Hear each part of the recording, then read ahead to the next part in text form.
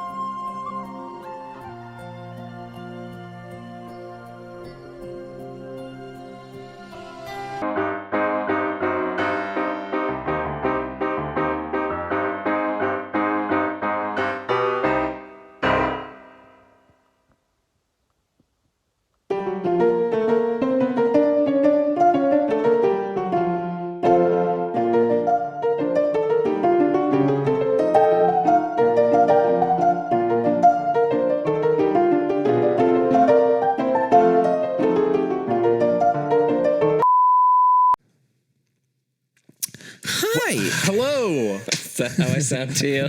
Hi! I'm Josh. This is Addison, and this is Jackson, and we're here today to talk to you about the Lighthouse. How long have we been on this rock? 5 weeks? 2 days?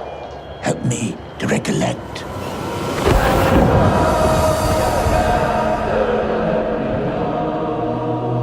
Directed by Robert Eggers. Directed by Robert Eggers. Written by Robert and Max Eggers. Written by Robert and Max Eggers. They sure are. They are Jackson. brothers. Whoa. Yes, Max is Robert's brother.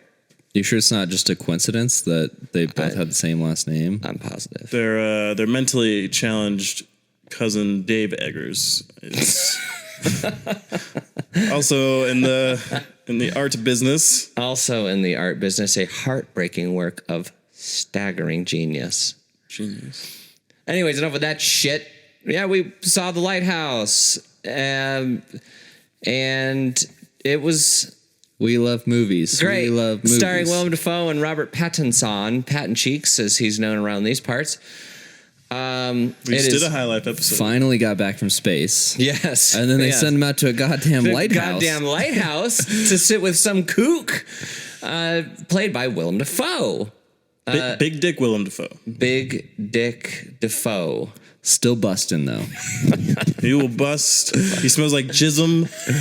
He is all. And old dick. He smells like old rotting dick. Yeah. Not a lot of people know this, but Robert Pattinson has a bust clause in his contract where he's got to bust at least once in each movie. At least Ever once. since Harry Potter, they were like, we gotta get this kid busting. But it's actually like been proven by research that the more times he busts, double the box office. So basically with each nut comes a 100% increase in profit. I believe it. I was just looking for just simple facts about the movie that I could spew out onto the podcast, and it was just Similar like to how he spewed semen. Yes, As I was he looking as he held the to mermaid. bust facts Yes. and BuzzFeed articles about him jerking off in the movie. BuzzFeed article. Is that what you BuzzFeed. said? The BuzzFeed. That's actually my blog. I was talking Yeah, about BuzzFeed. that's my username on Twitter is the BuzzFeed. Instead of Actually, that's not a bad name for a blog. I need to write that down. He's the double busting, box office booming boy of Hollywood. What alliteration? Robert You should have said Fatten Bollywood. Cheeks. Robert Fappin Cheeks. That's what he's called around these Robert parts. Fappin Cheeks. I like it. Just looking to earn a living, just like any man. Starting new. On the run. Let's talk about the movie. Let's talk about the movie. What are So- the first impressions? Addison, you go ahead. Okay, yeah, I was just going to say real quick that this is Robert Eggers' second feature. His debut was the Vavitch horror movie from about 4 years ago about like this 2015. New England colonists who are terrorized by a witch. I thought it was really fucking awesome. Excellent movie. Love that movie. One of the better movies. So of I the was past. Yeah, okay. better movies. Sorry, go ahead. One of the better movies. One of the better of the movies. Yeah. I was highly anticipating this one because I liked The Witch so much. So, general impressions, I really liked this movie. I thought on an artistry level, it was incredible. Cinematography, acting, plotting, like pretty much everything about it I felt like was just on the fucking nose, like incredible. Jackson, what about you? I didn't like it as much as you, I could tell already, but I liked it. I think I liked certain parts of it more than others. Like I really liked the beginning of the movie where they set the scene in this, it's an island with just a lighthouse on it and then a couple shacks. And then also the characters that they portray, William Dafoe and Robert Pattinson, I thought they were interesting. And this director and / writer, he has a really good way of bringing old dialogue back and having the characters kind of navigate that, which he did really well in The Witch. And you could see that jumping over into this movie as well. Towards the end, I think it kind of got off the rails a little bit. I think it kind of on purpose too, because I think he wants it to be kind of like a psychological thriller, kind of exploring the abstract, which for me can be hard to follow, but I still liked it. What about you, Josh? Or do you have something to say, Addison? No? I liked it a lot. I thought visually it was stunning. I thought the performances were great, and I was kind of wrapped with attention. And ultimately, I felt like, it was a solid movie throughout. I think I'm more inclined to the experimental stuff and I guess the non-linear things. And coming off of The Witch, which is a super linear film, I thought this kind of took a little more liberal use of time, which was interesting. And so I think from a film perspective, it was well made, but also I liked that it was attempting to do something that was a little different from I think what the expectations were. Wholeheartedly agree. Way different than what I expected. I wanted, as a jumping off point, I want to talk about the cinematography, like the look and the feel of the movie. And I thought you said something interesting in your general impression, which is that he does a really good job of taking that kind of old-timey dialogue and reinventing it, you know? And I thought he did the exact same thing for like typical silent film cinematography. So the film's shot in 4:3. So you've got those, two black boxes. Nice tight It's frame. shot on film. It's shot on, interestingly enough, this is one of the reasons why when I saw the trailer, I looked it up. It's shot on these lenses from Panavision from 1910 and 1930. Oh, wow. So they're using these old lenses, and apparently to recreate that, I guess, that silent film era look, because you couldn't necessarily get it digitally. Not in the way that it was so harsh, and you have all these I got Twilight Zone feels from the look of it. I could totally see that for sure. I mean, the black and white, obviously, it has some of that. There's kind of like a dichotomy here between some cleaner black and white shots, which I could see the Twilight Zone similarity there. And then you've got the more like, silent film era, 1920s, 1930s, with that kind of like film grain over it, kind of grungy. You've got these like great establishing shots of like the little lighthouse on the hill, with like the little smokestack coming out. And it looks like it's sped up like just a little bit or missing frames or something like that, which is a clear evocation of that type of cinematography, and then too like the lighting, right? The way that he lights everybody. There's lots of lights, like these extreme close-ups with like half the face missing. Actually, I loved in the very beginning, in the first, I think, second shot, something like that, when they're headed towards the island and you just see the backs of them, like the silhouettes, and they're just like each gently like rocking back and forth. Like it put me in such a mood already, just seeing that first shot. Keeping secrets, are you? No, sir. Why don't you spill your beans? And I thought that like that blend between kind of some more contemporary cinematography and then that more classic cinematography was like a really interesting choice and an interesting way to shoot the movie. Like it felt both, you know, familiar and new all at the same time. It felt really new. I think that's the way I would describe it. I guess familiar too, but What felt new about it?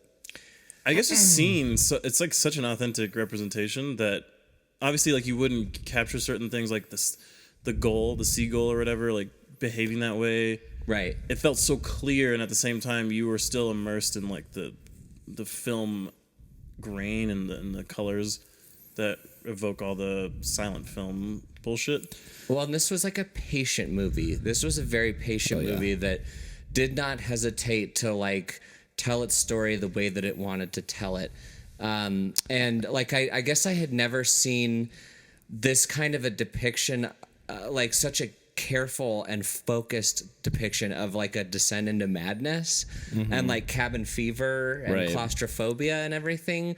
Like I love the contrast between, I don't know, like spoilers maybe? No, I don't want to spoil it yet. But it's difficult to... Anyways, I love the contrast between the sober moments and the drunk moments. Like, I had never quite seen that other than, like, maybe one or two scenes, right? Like, out of a whole movie, they might have that kind of drunken scene, but that revisiting it felt pretty... Like every day. It's like a spiraling... They're getting drunk. Yeah. And then they're friends again, you know? And I love that, like, it's a perfect depiction of getting drunk too, where it's like initially you have that burst of energy and you're dancing and singing, and then you're just slumped over, like just mumbling about something that happened to you time, like a long time ago. So, did we talk about what the movie is? What happens? We didn't. Two men go into a lighthouse. Will they ever come out? They go into the bust house. They're gonna stick a lighthouse up their assholes. Hell yeah! So you've got Willem Dafoe, who's the seasoned wiki, as they call them, and then you have Robert Pattinson, who's the rookie, right? Yeah. He's the helper, and he gets all of the worst jobs that the lighthouse has to offer. He swabs the decks, he carries the coal from the little like cave mine area up to the lighthouse to shovel the. So he gets all the worst jobs, and then Willem Dafoe gets to tend the light, which apparently is very the lantern, which is a very coveted position. Let me see it. Yeah, just once. I just want to say it. And so like initially, you know, the film starts out with like a conflict because Robert Pattinson wants a little bit more like authority than he actually has. Willem Dafoe is pretty unflinching and like keeping him in check. He's like toying with him, and he's kind of creating this tension as well. And that's kind of the basic conflict or premise of the movie. They're stuck there for 4 weeks, and God, your burps from are there. Seriously. We forgot to mention It's Chick-fil-A. It's Halloween when you watch this. Happy Halloween! We got some spooky burps going on. Some burps that really make me concerned. Haunted. There are some haunted burps. Concerned for Addison's The health. poltergeists are They're coming scaring out. all of my senses. I don't know. Like, there's no reason why my burp should be especially bad right now. I had Chick-fil-A for dinner, and then I've been drinking some beers. I think you're discounting how bad burps are just to begin with. So if you just get that like deep guttural burp going, have you ever been burped in? Have I ever been burped in? Have you been burped in before? I don't know what burped in. It's when someone, someone burps in you, yeah, and you know where? In your anus. in your ass. Fart it back out, and it's into their mouth. What's that called? Burped in. Because I know that these weird sex that's acts called have a name. All of them do. It's called the Portuguese crosswind. Portuguese crosswind. I like that. I like William Defart. Speaking of, Hell yeah, brother. speaking of flatulence, Willem Dafoe's ripping it. this seasoned sea captain or or just broken sea captain, and he's farting let's and just say grunting. he knows which way the wind blows. That's how to He say makes his own wind. This movie's dedicated to like just a physical humor of just like poop in the face, farting. There's a poop in the face. Most of the nor'easters in this movie come from his ass. Who knew how many wind jokes we had? The arrow on top of the lighthouse with the wind is blowing, and William Dafoe farts and just the camera pans out, and it's just him with his ass cheeks. straight north. A nice northerly fart.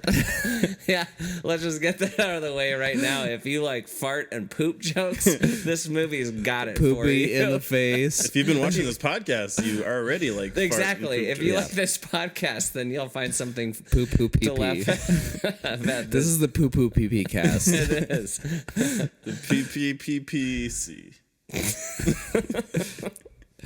Live from the PPPPC. You know what William Dafoe's character reminded me of? What? Is poo poo pee pee first. Secondly is when you start a new job and you have that person who's just kind of like is just a weirdo who's still like above you, and you have to just like kind of please them just to get by. But it's a very specific thing where like you're not even sure that you want to be there. Right, Like, exactly. You just show up there, and then you have this guy that's like so committed to it, and you're questioning like, is he an idiot? Am I an idiot? Exactly. Like yeah. he's an eccentric. He is kind of an idiot. Like he's just a simpleton, but you have to like you're at his beck and call. Poetic. Yeah. He reminds me of Jim Carrey's reprisal of Count Olaf as the sea captain in a series of unfortunate events. Pretty much the exact same person. We'll cut to that. Please don't. All right, we cut to it. I hope you enjoyed that. There'll be, that's edits by Josh. Follow me on Instagram at edits by Josh. Edits by Josh is canceled, and then put like a big like canceled Sorry, red in red. Edits by Josh. So okay. But yeah, there is that weird, the immediate tension of like, oh, this, I don't even want to be here. I'm on an island. The immediate like kind of suffering of being alone with someone you don't even know. Don't even want to talk to. Yeah, you don't want to talk, and this guy's crazy looking, and He like farts in your face. It's literally like the first moment that you meet him. He's like the type of person, like if you say something, you don't know what the reaction's going to be. Yes. yeah. He's So unpredictable. The Very tension is ripe, unpredictable. and it's there, and it's very immediate, and I think that's the best part about the film is because kind of like thrusts you into that feeling of unease. And it like has this amazing like roller coaster of tension where you are where what's he gonna say next, and then he says something really like relatable where he's like, you think you're the first guy that didn't like to talk that came to work with me here, like come on, we've got to do this, we have to engage with each other, or And then else when he this is gonna be finally misery. gets him to break out and like gets past his hard outer layer, you kind of feel that kind of like, oh yeah, they're gonna be friends now. Yeah. And then it snaps back to like Right. he hits him in the head. Yeah, right back to that authoritarian like I'm your boss. Yeah. And so like this movie like shifts gears kind of on you constantly tonally. It walks a fine line between being like kind of just a mess and then being like perfect in how it switches between those tones. We've got like slapstick comedy, we've got like buddy cop film, we have weird, as you kind of pointed out, like sort of a space type, like a spaceship claustrophobia type like the feel, sci-fi isolation, isolation. Like there's all these different disparate things wrapped up in like a kind of a new experience, a movie about a fucking lighthouse that I'd never thought about what it would mean to have a lighthouse and tend a lighthouse and the purpose a lighthouse serves of like keeping ships from careening into the shore. Like, I don't know, it just felt, going back to your question again, that's kind of why it felt fresh to me as well, is because it was just a story I had never really seen, and it made me think about things I'd never thought about. It's a bottle movie. Like there's one set. It is. There's two characters for the most part. Yeah, except for that besides- fucking There's actually- ass mermaid. There's actually yeah. 3 studio sets, and then they were on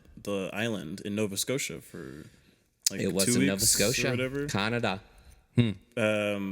But yeah, very limited sets. 3 actors are casted or listed as in the casting.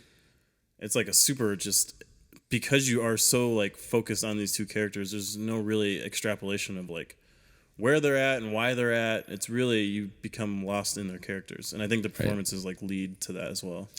And they're also at risk of being stereotypes at first, where you're like, oh, I get it. He's the gruff sea captain, Right. who has decades of experience, and he's the mysterious guy with like a questionable past, and like maybe he's on the run. But then they find like all these like subtle nuances beneath it, and then like you pointed out again, that kind of warm relationship that forms between them in those moments, like. I kind of always felt like I was on my back heel. Like I was never quite sure what this movie was going to throw They at me push next. you all over the place because at one point there's almost like some sexual tension between the 2 of them. There's absolutely some sexual when they're tension. drunk on top of each other and just like kind of mumbling to each other. Well, and Do you want to even- do spoilers? Let's say spoilers. Why'd you spill your beans? Even before that, remember when he's fixing the roof shingle? And he's peering in, and you see Willem Dafoe's Little like, peeping Tom. it's What's he like- doing? Is he jerking it? I don't know. If I he was like humping the bed. like humping the bed or something, and He's like his little grinding, butt you know? flap is open so you can see him. And like, Can we talk about Willem Dafoe's physical nature for a second? Have you've seen Antichrist, correct? of course, I've seen Antichrist. It's my favorite film. Do you know the story behind his penis? Because there's full penetration.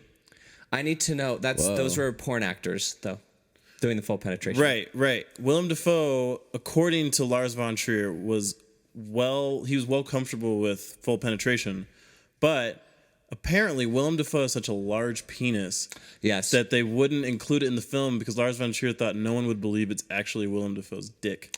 I do And remember so they reading didn't that. do full penetration, and then for the rest That's of the crazy. film, he uses. He got that pipe though. Yeah. He does. So if Robert Pattinson would have let him, he would have got his dick in his ass and he got piped down. He would have had his shit pushed and Well, Anyways, Willem that's- Dafoe. Oh Yeah, yeah, Robert Pattinson cheeks. Robert Pattinson cheeks would have got them cheeks clapped. clap.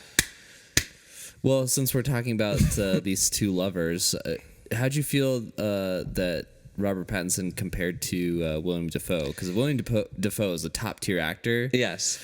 So at some points in the movie, I feel like he was acting circles around Robert. Oh yeah, for sure. There were definitely some moments where that took me out of the movie. Right, Actually, that contrast between the 2 of them, I felt the same exact way. there was a couple scenes. One in particular when Robert Pattinson gets in trouble for not swabbing the kitchen, and Willem Dafoe brings him in, and he's like, "If I tell you to da da da da da, you do it." And like it's just like subtle buildup, and like Robert Pattinson is It's making a one shot, no, just huge performance too. one shot, huge performance, and I knew that it was acting. If that makes like it's very, any kind of stupid Like sense, Robert's reaction? Or both. what? Okay. Like his reaction then put Willem Dafoe's performance off to where it didn't quite feel natural. And It's there very was like a drama. It's like a play. I felt like I was watching a play. Yes, exactly. Which actually, a bit of trivia, Robert Eggers, the director of this film, started out in the New York theater. Theater. I read that. So I guess my counter to that argument that Willem Dafoe's, I think Willem Dafoe's character is revealed to be more simple as time goes on, and I think that there's the kind of inverse where you think that the old sea captain's an idiot, and he's just like doing his daily in and out, doing his thing, and we think that this guy who's a mysterious, quiet boy is really intelligent or whatever, and then as time goes on, we realize that that's the complete opposite. Well, and the movie does an excellent job of representing that visually, because a lot of the scenes take place around the dinner table, and you have Willem Dafoe on one side, and then you have Robert Pattinson, you have Tom and Tommy, right?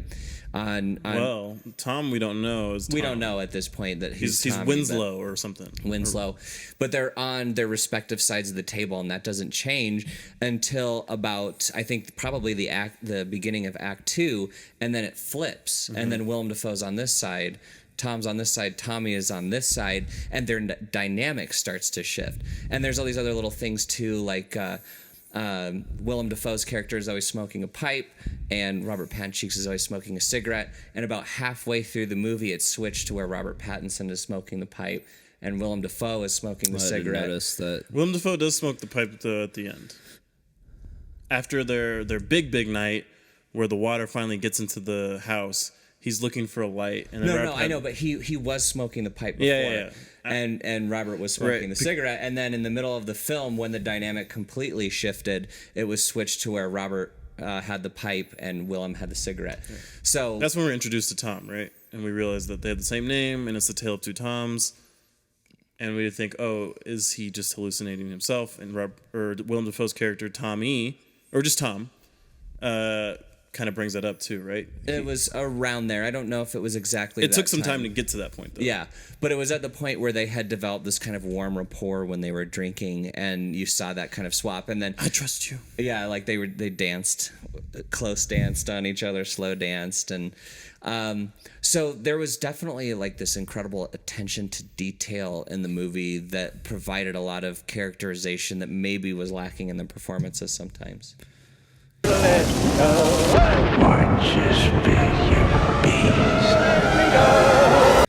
I like the performances a lot, and I think the character that Robert Pattinson put forward was good enough for me, and I believed it at the end. It was his strange. actions were believable, and because of the story, but also because of how I felt about Robert Pattinson and how I kind of almost got lost in him. He's just so darn handsome. I cannot stop looking at that jawline. That jawline, especially with that stubble on it. Oh, God. Mm-hmm. And that mustache. Yeah, girl. I did find Robert Pattinson's performance to be kind of uneven. Uneven, absolutely up and down. And I think his accent was particularly just hard to figure out. In the accent and the way that he talked. Sometimes it was like this hard New York, like dropping the eyes. Well, they're in New England. They're off the coast of New England or something. Yeah. In the story. So, and I thought like Boston or Chicago or New York, I couldn't figure out. Do you think he just didn't really fully understand his character? That's possible. That's definitely possible. I mean, it seems like in some scenes, like when you catch his face, it just seems like he's not. You get that uncertainty of what he's supposed to be doing. I mean, that could be his character too. He doesn't really know. He's trying to run away, but he doesn't really know where to settle and how to be. He's just trying to find his. I mean, I think I liked his character. I thought the shifting accents too kind of made me uncertain of like who he was presenting to Willem Dafoe, because we finally get that reveal that he wasn't Winslow and he actually killed this guy while he was working in Canada. And so he's kind of on the run. It's kind of ambiguous whether he killed him or whether he like let him die. Slip into the logs as he claims. Like right. And there's like he spilled the beans is what I mean. Why'd you spill the beans? Best part of the movie, ladies and gentlemen. That's bean spilling. You just Willem Dafoe saying, "Why'd you spill the beans?" while the camera kind of walks down the some random long hallway.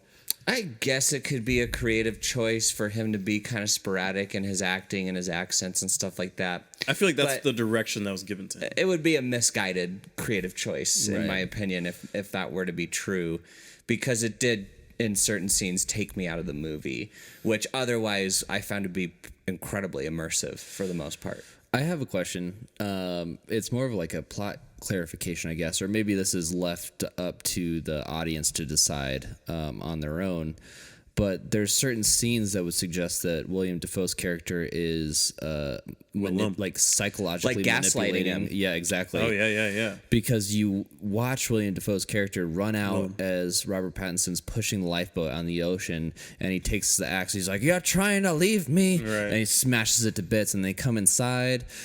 He, drops the axe. They move into the next room, and he's like, "You're losing it. You're losing it. I just watched you smash the lifeboat." He's telling this to Robert Pattinson's You chased character. poor old me with my peg leg with the axe. Yeah. And he has that scene where he even says like, it's like, "We've been doing this. You've been asking me this every day for the past 3 weeks. Right. We missed the boat 3 weeks ago." And he's like, what?" It's and as been a day or two. Yeah, as an audience, we didn't see that at all. We just saw cut to cut. Some absolute gaslighting going on. Yeah, so I think that's also interesting, and I think it brings the tension even to a higher point. What would his motivation be? And he caused the insanity of the previous aide, because he mentions that.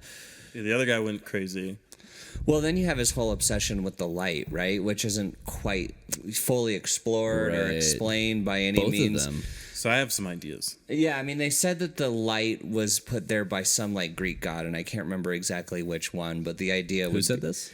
One of the characters said that? one of the characters said that, and Didn't Willem Dafoe say that as he was, I think his last like big speech he gave before?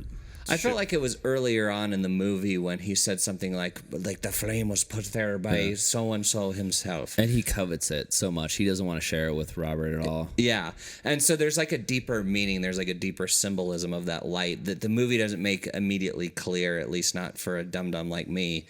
Right. I think the movie doesn't want to necessarily lead you in a direction of like absolute certainty, because then I think it takes away from this kind of immersion of feeling as if you're not sure, like if Robert Pattinson's sane or whoever Willem Dafoe's sane, and so I think it gives you that kind of sense of uncertainty on purpose. And so I don't know if the mythology is sound enough, because Willem Dafoe needs to be like an unreliable character. I mean, to answer your question, I guess the purpose of that would serve would be like that this guy is potentially bored with having been a wiki for however long, that he gets his kicks from gaslighting and manipulating the newbie. And maybe he's a like psychotic drunk person. on power. He's like the Stanford prison experiment of lighthouses. Yes, absolutely. The Or just- alternative is that he is on the level, throughout the whole film, and that his perspective is actually the true one, and we're witnessing Robert Pattinson's descent into madness and the his thing- own questioning of reality. Yeah, so there's that one shot in the beginning where the first shift of the night goes on. It's the first time we see like Robert Pattinson like oiling the lantern or whatever, or keeping it burning. And we see Willem Dafoe like doing his weird naked shit with the light blinding him, and he's chanting. He's doing this weird thing, but I felt like it was showing us that Willem Dafoe is doing something that we need to figure out. But now that I'm talking about it, I think that it's Robert Pattinson creating this idea that something more is going on in this mysterious little island, and more is going on in this mysterious little island, so we're really in the head of Robert Pattinson the entire time. I think the movie supports that throughout, because we kind of like do time jumps, we don't know where we're at, but then also it pulls it back, so it's hard to like understand if Robert Eggers is going for like realism or fantasy or what. But I think it's a blend of both. And I like that we didn't, I guess, know at the end. And I don't think we're supposed to know. I didn't hate that the movie didn't reveal all its secrets to me. Let's take what Hereditary did, Yeah. which is like, ultimately is like, this is all real. We're going to pull back the curtains. There's this huge thing where we're bringing back a demon, or the devil himself. Paimon. Right. And so then can you edit in from the last scene of Hereditary, the old naked people chanting Paimon. Say it again? When I say Paimon, then you edit in the old naked people from Can you the say it end of again? Hereditary. Paimon. Hail Payman! Hail Payman! Hail Payman! Hail! So we have an ambiguous plot. We have kind of uneven acting, but then maybe that was the point. We have some really, really incredible technical artistry in terms of cinematography, lighting. I think it's undeniable that this is an artistic achievement. This movie is like one of the most competent and technically well executed movies I've seen in a long time. It feels like a passion project to me. Like, I feel like he made The Witch, which is obviously like he put like a ton of work into it. You could just tell, like, writing that dialogue must have taken forever, which I know he went back and studied like old like texts to make sure he got it right. And then I feel like he made this movie. This is like his baby. I feel like this was just like directly out of his vision onto the screen. This is my feel. You got to wonder what role his brother played in it in terms of writing the script. You gotta. Sorry, I'm just adding. You gotta. Would you recommend The Lighthouse, Jackson? Boy, it would. It really depends on the person with this movie. You know, you don't want to say you recommend it to everybody, because I know there's probably a large audience that would absolutely fucking hate this movie. Which, Well, there's did the you people notice to the that- left of us. Is that what you were gonna say? Well, I was gonna say, didn't you notice that we were like the only ones laughing Laughing, at yes, certain I did parts? know that, Like yeah. especially Noticed like I it. love the scene when he's like, "You like me dinners, don't you, Tommy?" Oh, mean, what you an were amazing cackling scene. when that was going on. And it was just dead silence. But around my it. lobster, you like my lobster. The lobster. I think I was like gonna like throw up from laughing. It was good. It was really good, and then he goes into this like 2-minute long strange soliloquy about like Greek mythology, and Yeah, where he curses Robert Pattinson. and then like the only moment where the movie was tonally off base for me, which was when Robert Pattinson was like, "Have it your way, I like your cooking," or something like that. I was like, we probably could have just cut inferred that. Just left the Just tension there. left that hanging in the air a Yeah. little bit. Also, when I like liked the it. credits rolled, like I think I heard a big old groan from the lady to the left of us. Oh, being really? like, why did you bring me this movie? Black There were and no white. Transformers, first of all.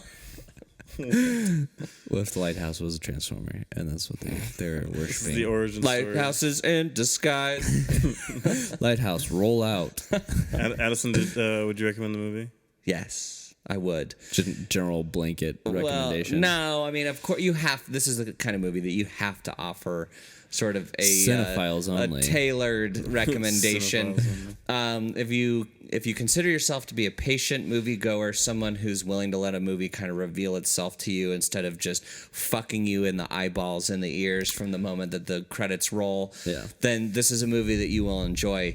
It has a lot of different disparate elements combined together into a pretty satisfying whole. You've got a lot of humor, you've got tension, you've got some violence. you've Hey, got you some fucking horror, idiots. like you kind of got, and then you got some doo doo.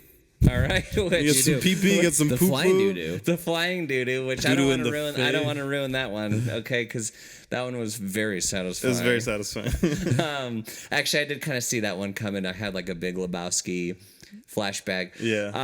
Right, exactly. But if you like movies for whatever artistic merit they might hold, for performances, whatever, This is a writer director vision. yeah, this Right. is definitely a piece of art. This is art house, not unlike Black Panther.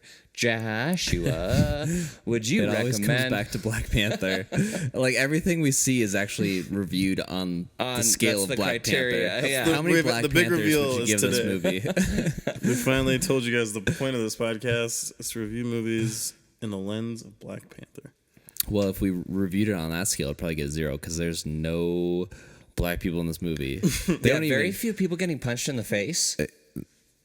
Actually, there's plenty of those, but There's some punching in this movie. There's some punching, and, yeah. and a nice good slap.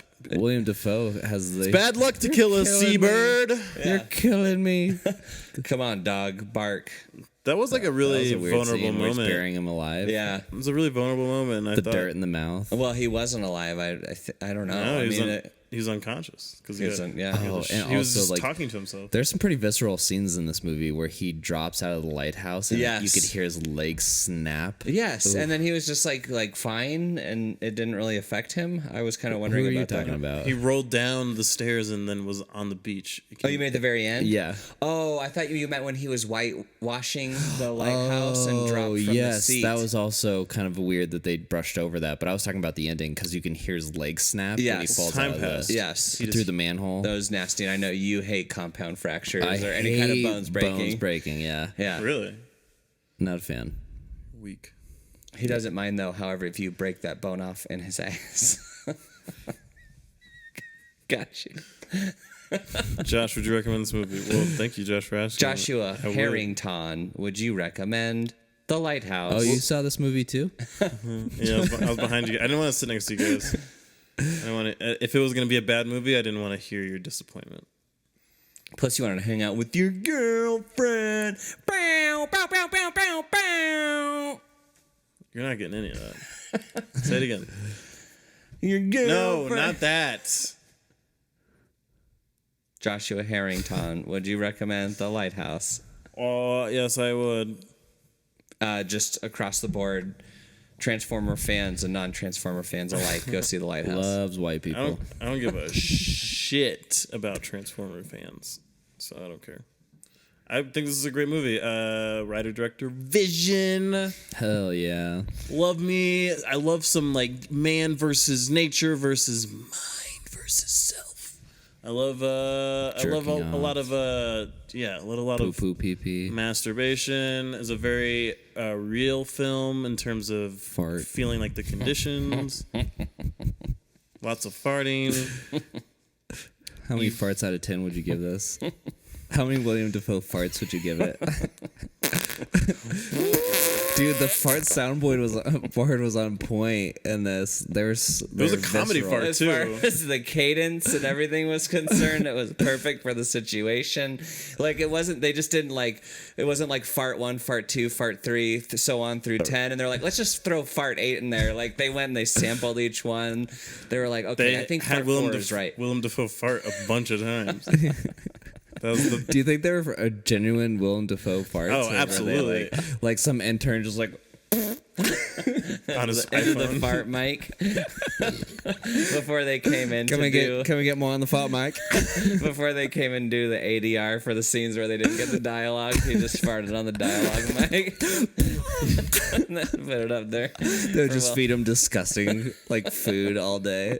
He's like, no, please. Fat schlubby. Yeah, he gained like 60 pounds in 17 days. I have a film studies degree from USC, please.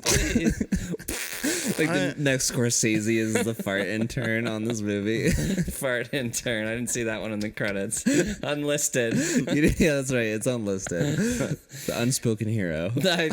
Just that perfect pairing of the first fart after he pees in the chamber pot and then like farts in Robert Pattinson's face and then he walks away whistling. And there's just Then he that farts again. one pause in his whistling. Dude, this was definitely the fart house movie. The Fart House movie. Bow, bow, bow, bow, bow, bow. Ultimately, yes, I'd recommend it. Sorry, Josh. Sorry, I accept that conversation. You accept it, okay. Yeah, So you would recommend it? Everyone go see this movie. it's an artistic movie. You know me. I'm pretentious. I like my artistic movies. I love a movie that doesn't say everything it needs to say. Kind of lets you want to figure it out rather than tell you how to figure it out. Yeah. Yeah, no, I love this movie, and it might be my favorite movie of 2019. Still doesn't top Parasite. I haven't seen Parasite yet. Parasite, when it comes out, you will should be do it. like, oh We my should do a pod God. on it. We should. Look to that episode. I mean, soon. especially as far as movies that we've covered on this show this year, this one is probably my favorite. Yeah, this is the best one. Yeah. It beats Spider-Man. Oh, Spider-Man's not this year. Spider-Man was last I'd year. have to review the list, honestly, before I say anything. We will do our... Also, our for our year-end retrospective, The director who did Parasite is probably one of my favorite directors now. Bong Joon-ho. Bong Joon-ho. Yep, that's right. So I'm so excited to see it. Yeah, I'm excited to see it also. Watch you spill your beans. Well, Happy Halloween, go. folks. did you see how I got you? Wow, I was right on point. He got me. Got him. Made fun of his weird voice. You just got demoted to fart intern on the podcast. Wait, I want to say something. Actually, you're the burp intern. Wait, can one of you do... Turn on my fucking executive at this point. Thanks for watching. Like and subscribe. Make sure to follow us on none of the social media outlets because we don't do that. We're gonna work on that. I'll work on it. And we hope that you have a very spooky Halloween.